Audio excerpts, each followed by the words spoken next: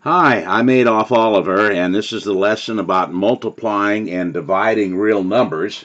And of course, what we mean is multiplying and dividing numbers that have either plus or minus signs with them. That can either be positive or negative. Now, one of the things to remember, multiplying and dividing signed numbers is easy. You can use the rules. Now remember, when we mention rules, we're talking about like and unlike rules or the even and odd rule for minus signs. You can use the rules, and those are all equivalent, to get the sign of the final answer before you actually calculate what the number is. For instance, we could have negative 3 times negative 2 times positive 5 and figure out what the answer is on this. Well, here's the point. We can turn around and see how many minus signs we have to begin with. There are a total of 2 minus signs in this problem, which means that's an even number of minus signs, and by the even and odd rule, that means the final answer is positive. So you can come up with the sign of the final answer before you actually figure out what the number is. Well, now go back and do, in this case, multiplying. 5 times 2 is 10 times 3 gives me 30. So the final answer, positive 30. And of course, we could leave the plus sign off out in front of this if we wanted to. If you give an answer without a sign, folks would assume it's positive, but of course you can put the plus there if you want to. So here's the thing to remember. This is the difference when you're multiplying and dividing, namely that you can figure out what the sign is first and then calculate what the number is. This, of course, cannot be done when you're adding and subtracting. Remember again that when you're adding and subtracting, you can only use the rules to get a single sign in front of the number. After that, you figure out how much positive you have and how much negative, and the final answer is the balance between those two. Whoever you have most of, that's the sign of the final answer. So addition and subtraction, you have to handle that longer way. But multiply or divide, you can turn around and get the sign before you actually calculate the number. So remember that important difference. Now, the next thing to talk about here are the signs that exist in a fraction. Let's say I've got the fraction 2/3. Well, there are officially 3 signs for a fraction, and if you don't see them, of course, then you assume all of them are positive. One of the signs is the sign for the numerator. I'll put a circle up here to indicate that's where a sign would be. The other one is the sign for the denominator, the downstairs. That's where that would be. And of course, the third one is the sign out in front, the sign for the whole fraction. So every fraction, whether you see them or not, officially has a total of 3 signs: a sign for the numerator, a sign for the denominator, and a sign out in front. If any one of those is not shown, officially then it's a plus. Well, let's take a look at what can happen here. For instance, I might have a fraction here that looked like this, negative 2 over 3. Well, there's a fraction that has a single minus sign in. That's a negative 2/3. Well, that would be exactly the same as if I wrote it as 2 over negative 3. Guess what? There's still a single minus sign in that fraction. And, of course, it would be exactly the same if I wrote it with the minus sign out in front and wrote it as negative 2/3. So all 3 of these are equivalent technically. There is a single minus sign in each one of these fractions. The best way, however, for the final answer is to write it with that single minus sign right out in front. Now, let's take a look at something else that can happen. We can have a case where we've got 2 minus signs in a fraction. Let's say negative 2 over negative 3. Well, there are 2 minus signs there, but that's exactly the same as if you put a positive 2 upstairs, a negative 3 downstairs, and a minus out in front of the whole fraction. Well, this fraction has a total of 2 minus signs, just like this one does. Well, of course, you can turn around and do it another way. You can keep the minus out in front. You can have a minus upstairs with the 2, and have the bottom downstairs be positive. Remember, if you don't see the sign, you assume it's positive. Well, all three of these fractions have 2 minus signs. Anytime you have a fraction with 2 minus signs like this, you should then simplify the final answer. Remember, 2 minus signs combine to a plus, so all three of these guys are really just 2/3 here with no minus signs, because the 2 minus signs we see in each one of these combine to a plus, so we end up with a fraction that officially has pluses for all three of its signs. This is simplifying the fractions by simplifying the signs, and in cases like this, you should combine the 2 minuses and end up with this guy. Well, of course, there's another possibility. Remember, we originally had fractions up here with a single minus sign. Here we've had fractions with 2 minus signs, which combine to just a positive 2/3. The last example, of course, we can have is a case where we have all three positions being negative, the 2 upstairs, the 3 downstairs, and a minus all the way out in front. Well, there are 3 minus signs here. You definitely want to simplify this, and you're required to do so. 3 minus signs is an odd number of signs. We know by the even and odd rule that means that the 3 minus signs can be combined to a single negative, and the best place for that single negative in the final answer is right out in front.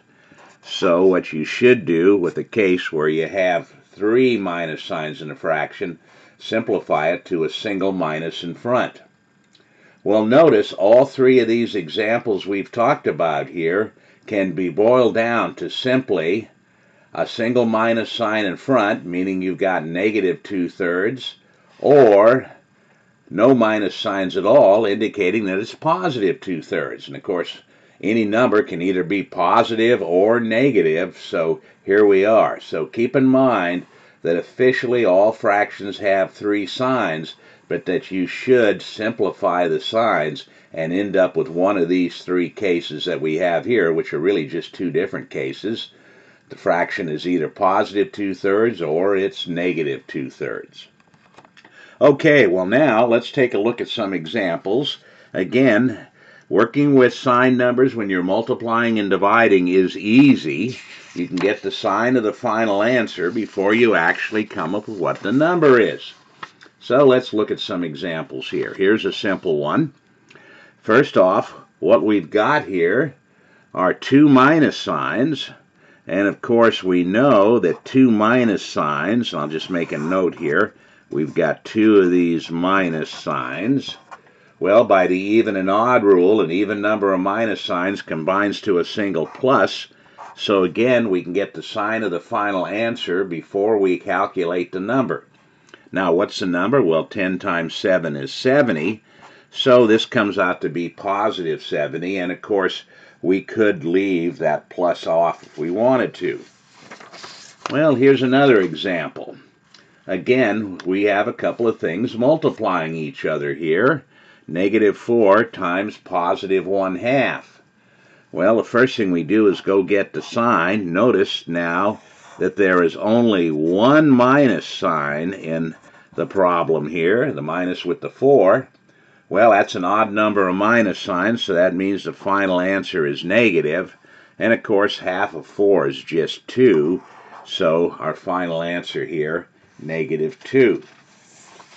Now, of course, besides fractions, you can have decimals. This sign business works the same, whether you have whole numbers, fractions, or decimals. And in this particular case, with the decimals here, the first thing again is we can figure out what the sign is. And so there are 2 minus signs here. Okay, and of course 2 minus signs by the even and odd rule gives us a single plus. That's what they combine to. And all you have to do now is multiply the numbers together. And if you got your calculator out and did this, you'd come up with 14.63.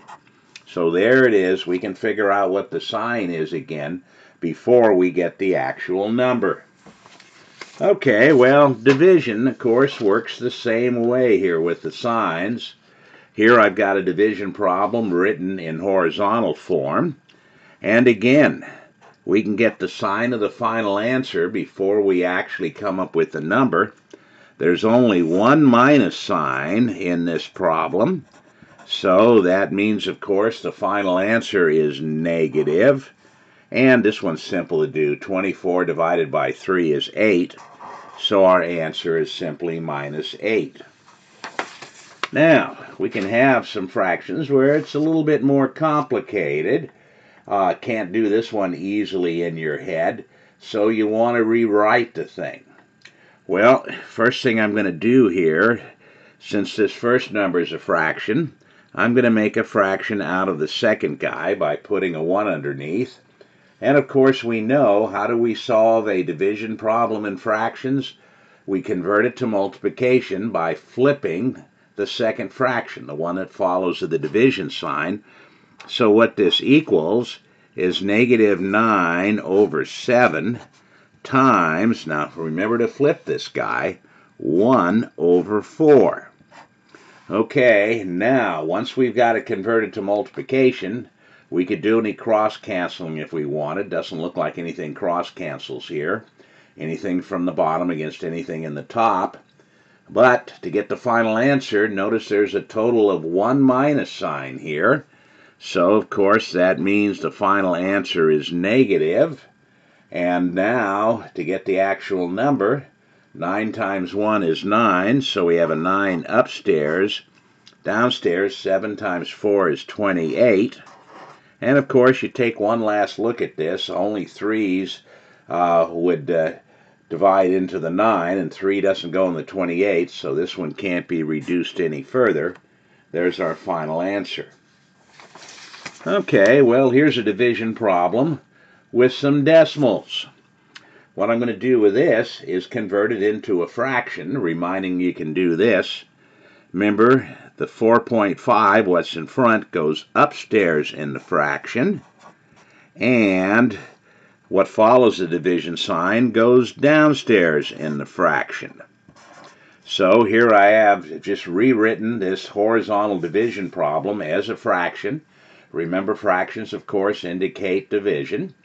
And the 4.5, the guy in front goes upstairs, the guy at the back goes downstairs. Now, we could do some reducing to get the final answer here on this one. But one of the things that's nice to do here, if you're really sharp, you can reduce this, leaving it as fractions, or as decimals here. But notice, what I'm going to do is multiply this guy by a value that equals 1. Now remember, anytime you multiply somebody by 1, you do not change its value. You may change what it looks like, but it still has the same value. What am I going to multiply it by? Well, notice I want to move the decimal point one place in both these guys to be able to make them nice whole numbers. So I'm going to multiply by 10 over 10. Now that does indeed equal 1, so I'm not going to change the value of this guy. But now, when I multiply by 10 in both of these, it's going to move the decimal point one place. So, what I've officially got now is 45 over 6. And, of course, there's still that minus sign on the 6. Okay, now we can go ahead and reduce. It's much safer to reduce when you have nice whole numbers like this. 3 will go into both of these guys. 3 goes into 45 15 times. 3 goes into 6 twice. So we end up with a single minus sign, which I can put out in front, and 15 halves. Now, there's the answer as a fraction. Of course, if you wanted to, you could convert that to a decimal value too. I think the answer would be negative, what, 7.5? But in general, we'd accept it either way, as a fraction or as a decimal. Okay, now, let's get back to just dealing with nice whole numbers here. And again, you notice that this is a multiplication problem, and anytime you have multiply or divides like we've had recently, you know that you can find the sign of the final answer before you actually calculate the number. Well, there's one minus sign here. That simply means the final answer then is going to be negative. One minus sign is an odd number, so negative is the final answer. Now, what's the number? Well, 2 times 3 is 6. 6 times 7 is 42. So there we are, negative 42. Well, let's look at one last example. Again, multiplying and dividing sign numbers here is easy to do. Our last example to look at here, well, the first thing we're going to do is see what the sign's going to be. Well, I've got 1, 2, 3 minus signs. 3 minus signs is an odd number, and we know by the even and odd rule, an odd number of minus signs means the final answer is negative. So there it is, I've got that. Now, multiply the numbers together. 10 times 1 is 10, times 5 is 50, times 3, 150. So there's our final answer.